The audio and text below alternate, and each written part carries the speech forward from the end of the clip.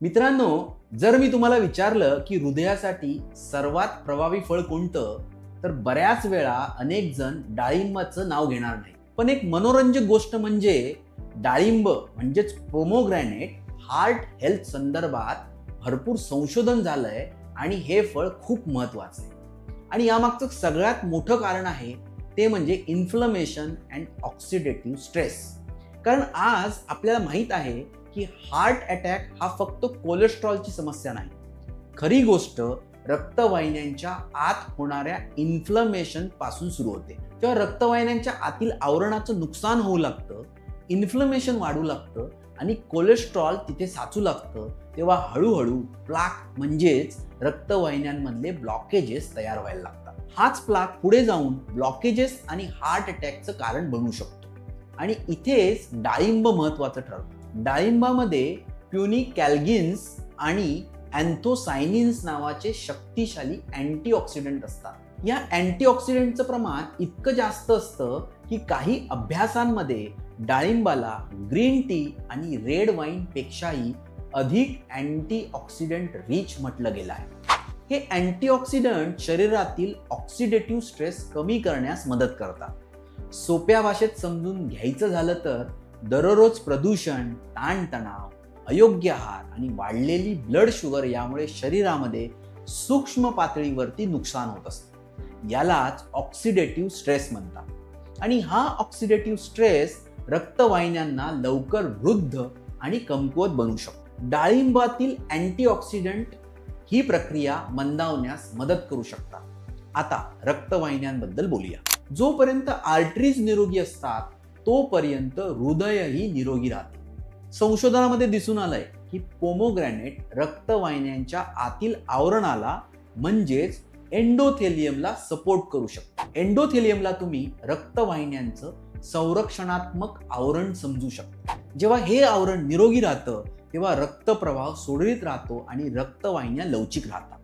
पण जेव्हा इन्फ्लमेशन आणि ऑक्सिडेटिव्ह स्ट्रेस वाढतो तेव्हा हे संरक्षणात्मक आवरण खराब होऊ लागतं आणि तिथूनच हृदयविकाराचा प्रवास सुरू होऊ शकतो. आता कोलेस्ट्रॉल बद्दल बोलूया.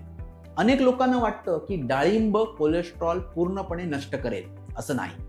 पण काही अभ्यासांमध्ये असं आढळलंय की पोमोग्रॅनेट एलडीएल कोलेस्ट्रॉलचं ऑक्सिडेशन कमी करण्यास मदत करू शकतं. आणि विशेष म्हणजे ऑक्सिडाइज एलडीएल हेच ते स्वरूप आहे जे रक्तवाहिन्यांचं नुकसान आणि प्लाक तयार होण्याची प्रक्रिया वेगवान करते. म्हणजे समस्या फक्त एलडीएल वाढण्यात नाही, समस्या तेव्हा जास्त वाढते जेव्हा एलडीएल ऑक्सिडाइज होऊ लागतं. म्हणूनच अँटीऑक्सिडंट महत्वाचे ठरतात. आता डायबिटीज आणि हार्ट डिसीज यांच्यातील संबंध समजून घेऊया.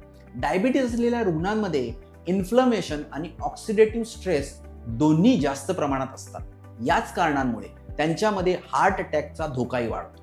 डाळिंबामध्ये असलेले पॉलिफेनॉल्स आणि फायबर्स संपूर्ण मेटाबॉलिक हेल्थला सपोर्ट करू शकतात. याचा अप्रत्यक्ष फायदा हार्ट हेल्थसाठी होऊ शकतो. पण इथे लोक एक महत्वाची चूक करतात. ते पूर्ण डाळिंब खाण्याऐवजी पॅक पोमोग्रॅनेट ज्यूस पिण्यास सुरुवात करतात. समस्या अशी आहे की पॅक ज्युसेसमध्ये जवळजवळ फायबर नसतोच आणि अनेकदा त्यात अतिरिक्त साखरही असते.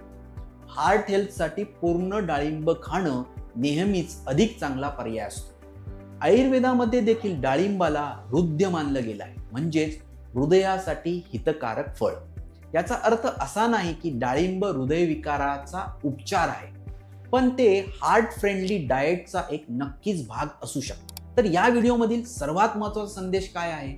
डाळिंबाची सर्वात मोठी ताकद त्यातील आयन नाही, तर त्यातील अँटीऑक्सिडंट प्रॉपर्टी आहे.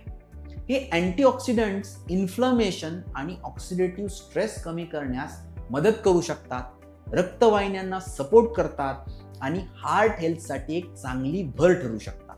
पण लक्षात ठेवा, हार्ट अटॅक पासून संरक्षणासाठी फक्त एक फळ कधीच पुरेसं नसतं. ब्लड प्रेशर नियंत्रणात ठेवणं, डायबिटीज मॅनेज करणं, नियमित व्यायाम, योग्य वजन आणि अँटी इन्फ्लामेटरी लाईफस्टाईल हेच दीर्घकालीन संरक्षण देतात.